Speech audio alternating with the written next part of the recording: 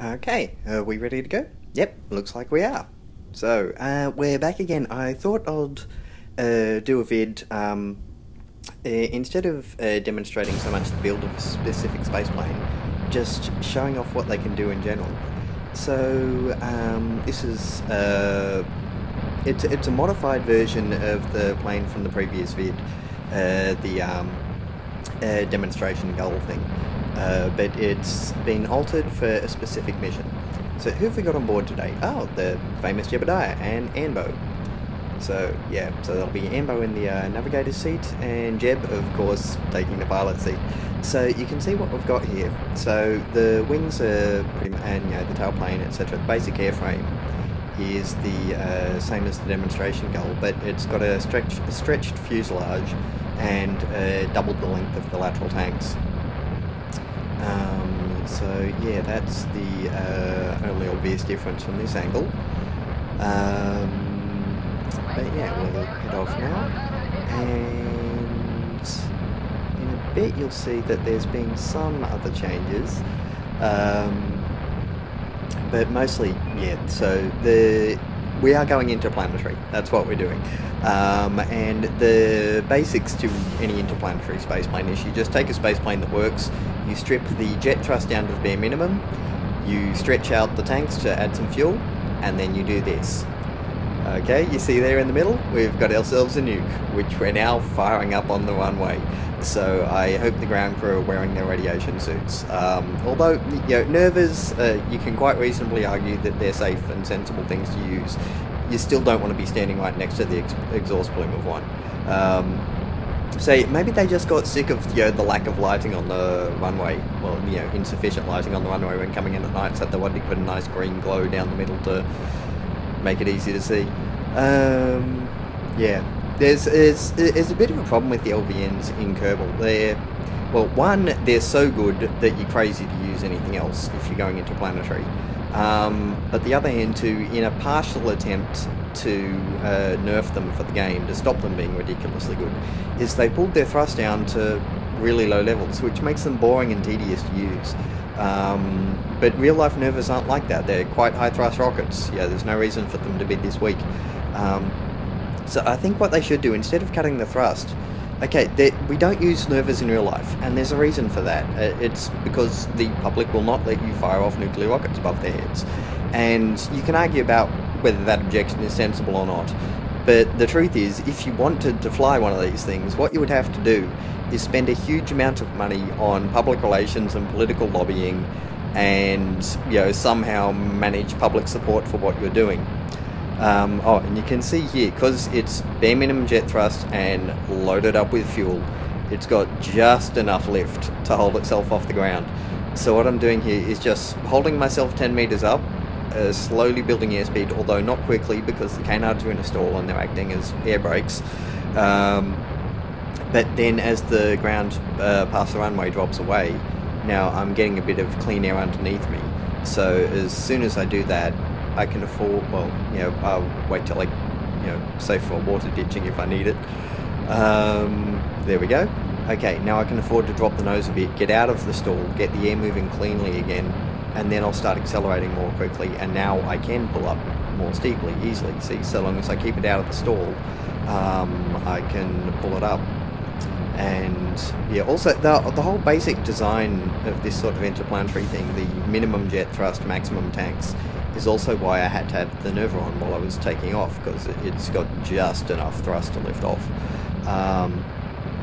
But yeah, now that I'm in the air, I don't need it on anymore, so I can turn that off and cruise on up to altitude. So here we have a look inside. I've got one camera right under the nose, another one at the back under the tail. So you get a bit of ocean in that one. I actually should have set that one the other way around, looking straight back. You often get really nice views as you're climbing if you've got a rear-facing camera. But we got decent views out the windows anyway. So yeah, coming up at moderate angles. So again, this sort of interplanetary thing, that's the price you pay for the interplanetary range. You can't climb at 50 degrees and level off at 20. Ooh, Ambo's looking a bit freaked out. I think it was Ambo. I'm not sure about the names. Yeah, we'll call him Ambo for now. Jebediah, of course. Jebediah's having a cool time. He is never worried, although he appears to have a tooth showing through his cheekbone, which is a bit worrying. Maybe you should go to the dentist. Here we are. It's a nice contrast there. I like taking pilots with contrasting talents, so you get the full variety of visual possibilities. But anyway, yeah, I've cut forward a bit to get us up high. One of the things with these interplanetary minimum thrust planes is they do take a bit of time to get up to altitude, 12 minutes, 11 minutes. But this airframe's stable enough, you can do the whole thing at 4 times time. So again, you get, when you start trying to pull up crazy steep, you get a little bit of yaw wobble.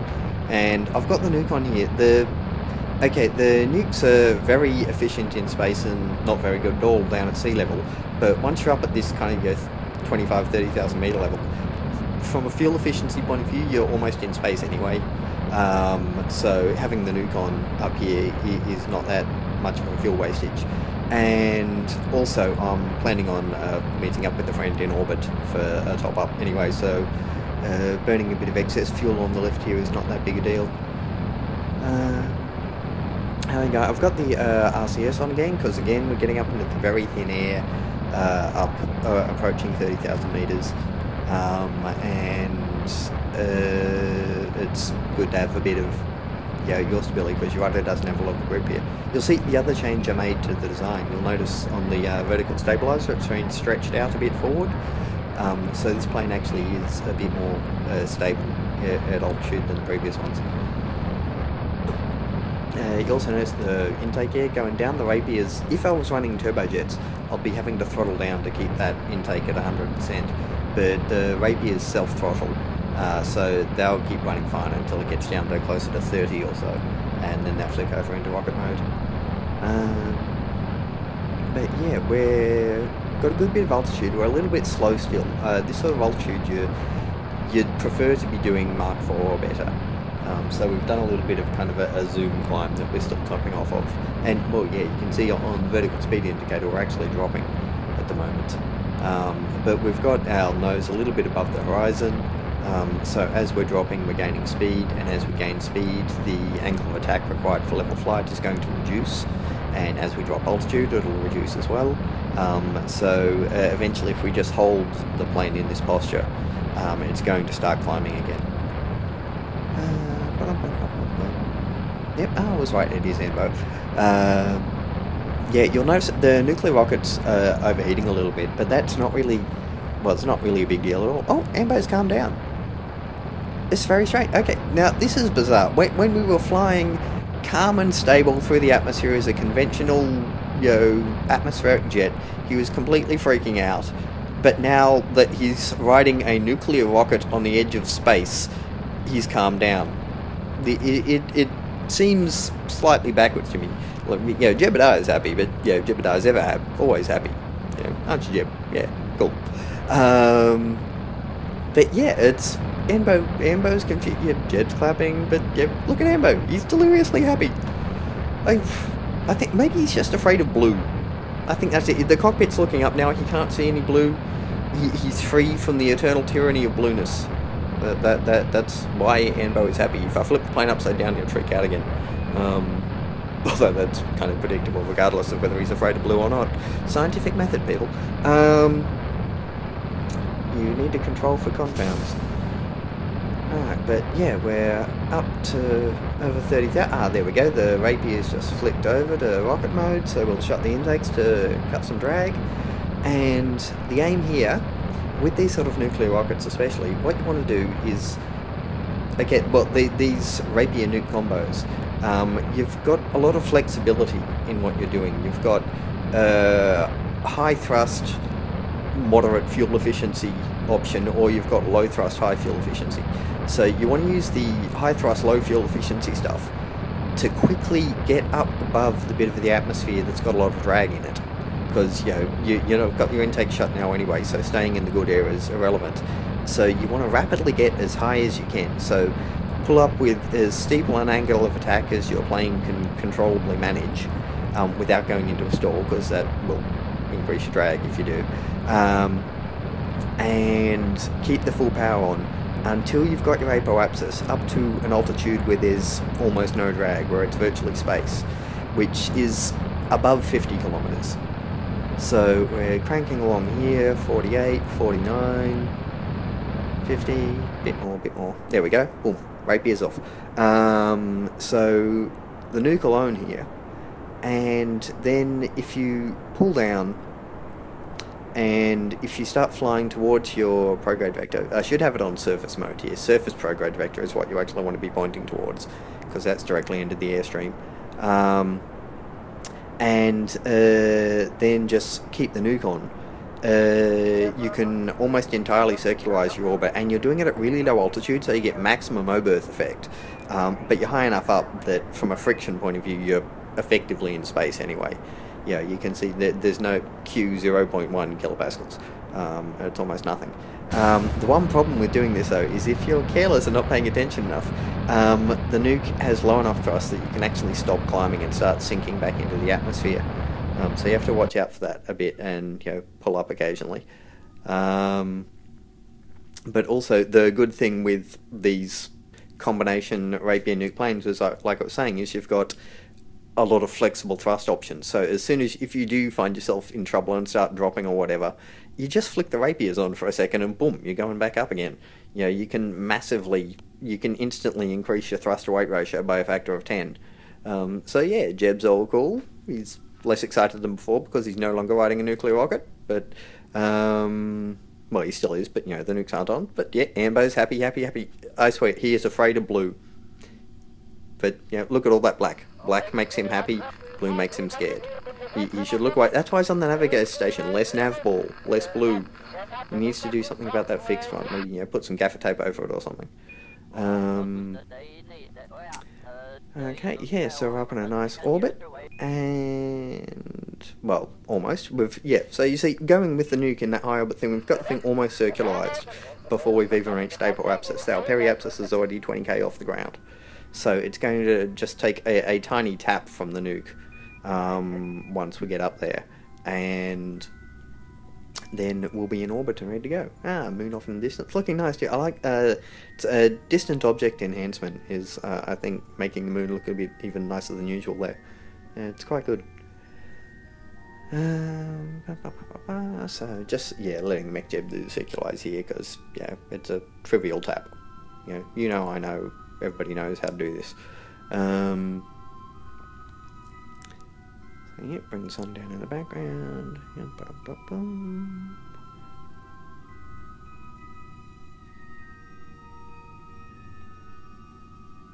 We're nearly there.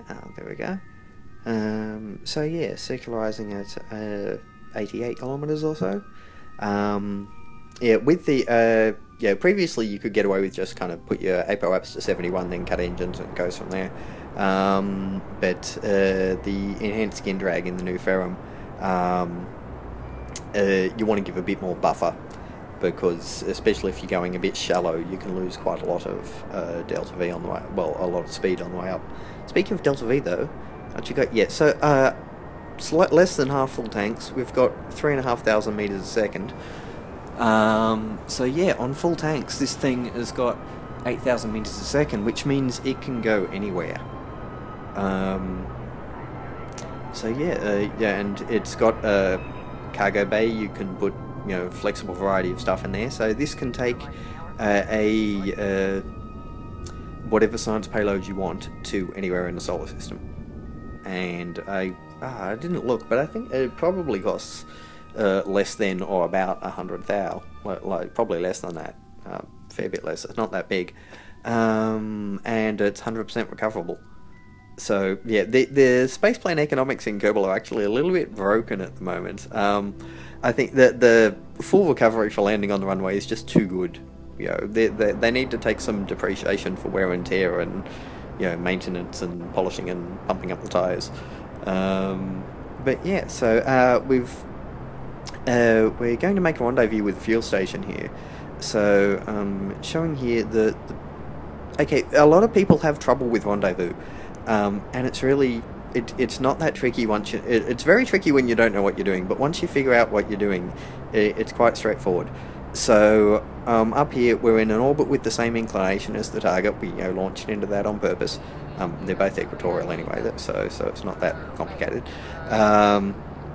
And we waited until we were just under it in the orbit, and we launched to put ourselves not that far off when we got up there. And then you raise the other side of the orbit to the same height as the target. Okay. Oh, and just while I'm doing this, I figured we'll test Anbo's fear of blue. Like, we spun over. We can't see anything yet, so we're still at black. Anbo's still happy. So this is our control condition. Again, scientific method, people. So we're making sure it's not a time variable or something.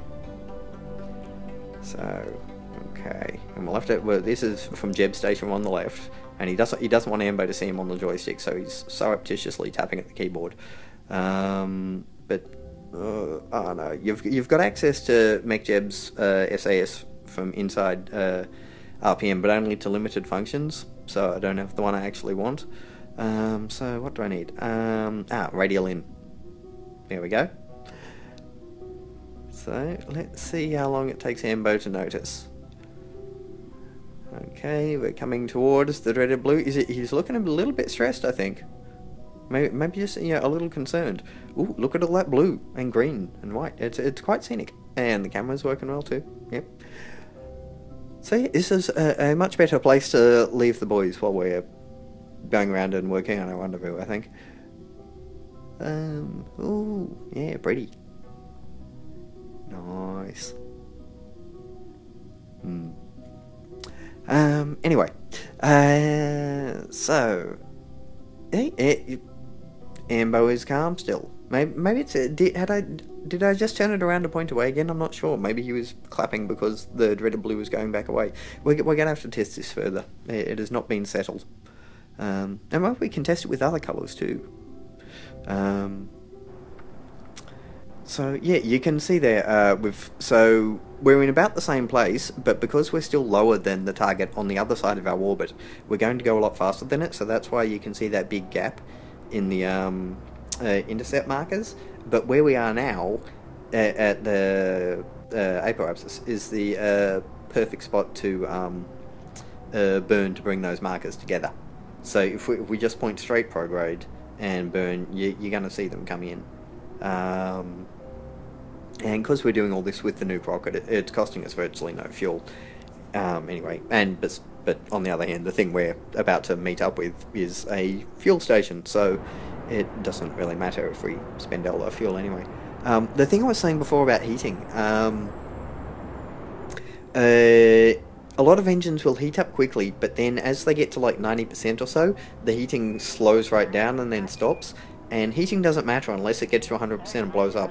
So a lot of engines you can happily run for minutes and minutes and minutes at 80% hot without it being a problem. So experiment with your heating. You can probably push your engines a bit harder than you think. But there you go. We got the intercept closed up to 5 kilometers or so, and it's just by burning prograde on both sides. That's all we did. There were no fancy maneuvers.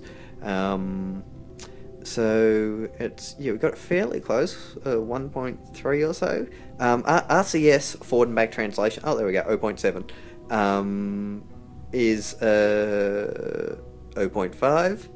Okay, as showing, RCS translation forward or back while you're pointing prograde, and it's good because you don't flip around either, because you can just RCS back. Is really good for fine tuning your intercepts like that. Just getting the last few hundred meters out of them. So I'll just use a Kerbal alarm clock here to set up a little alarm for when we get around to the other side. This is it's a very handy mod. It's another one of those why on earth isn't this stock already sort of things. So whoosh, coming on in. So down in under a K, we've got the nuke here. It's slow down.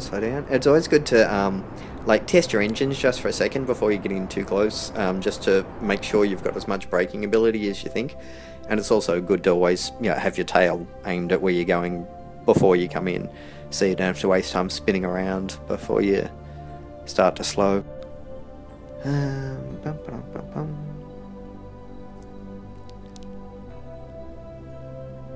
Okay.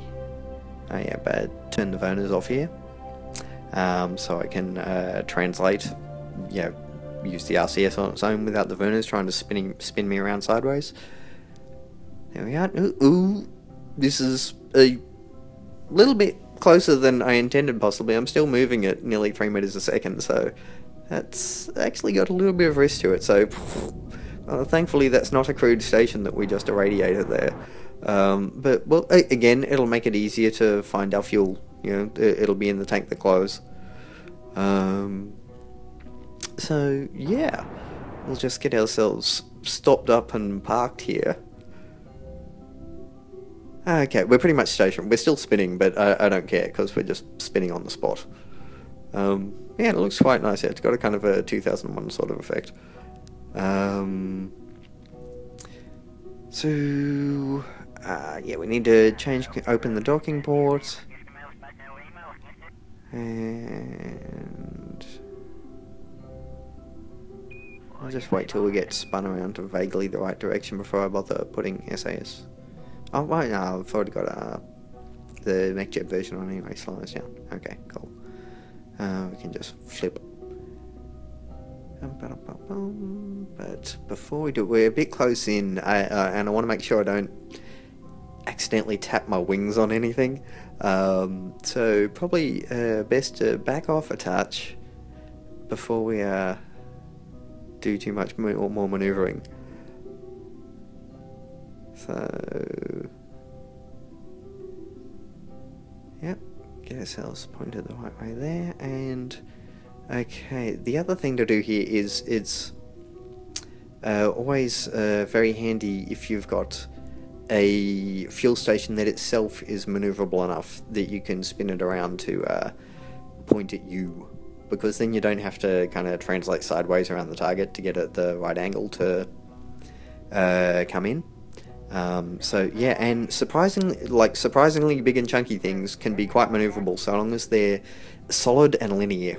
You'll notice on the back of this it's got a senior docking port, so I could double the size of this, put another one of the same thing, or like a laboratory station section or something on the back of it, and still have it be almost as easy to flip around, because it would all be in a straight line and the only connection on it would be that one big solid senior port.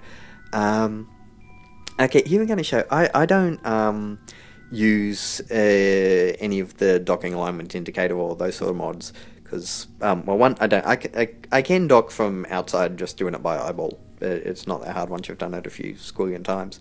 But the way I like to do it is from raster prop monitor, because especially with space planes, one of the problems they have is that they've usually got the inline docking ports just behind the cockpit, and on the nav ball, all the navigation indicators, the this way to the docking port stuff, aligns itself to the cockpit, not to the docking port.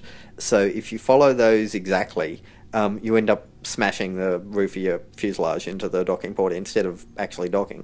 But raster prop monitor, as well as giving you camera parts that you can place wherever you want on the ship, it also has a built-in camera in every docking port. And because the camera is looking straight down the bore of the docking port, it's always exactly in line. You just ignore the nav ball. You just look at the video screen here and come cruising straight in. And again, it gives a nice 2001 Odyssey sort of vibe to things. And this, more than staring at the nav ball and getting yellow things lined up, this is what I imagine docking should be like.